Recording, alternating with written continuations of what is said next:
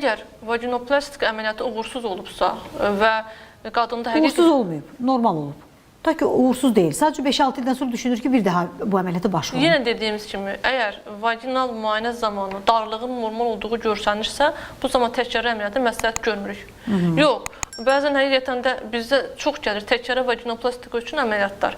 Vaginoplastikaya sadəcə məncə bir estetik əməliyyat kimi baxılmamalıdır. Təəssüflər olsun ki, bugün elə baxılır. Baxılmamalıdır, çünki bayaq dediyim kimi vaginoplastikaya ehtiyacı olan xəstə qruplarında çox zaman sallanma da olur. Yəni dedim, ikinci, üçüncü dərəcə sallanma olur.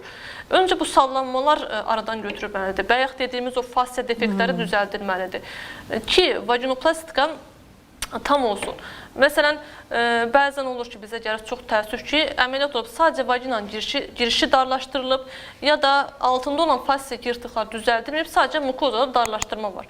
Əlbəttə, belə olduqdan sonra aşağıda bir defekt varsa, bu zaman vagina genişləyəcək. Vagina belə körpü kimi düşünün də, elə bir körpünün dəstəkləri, ayaqları düzəldilmədən sadəcə körpünün üstü estetik olaraq düzəldirsə, bu körpüdən yəni güvənilən bir körpü deyil. Bəli. Bu da onun kimidir.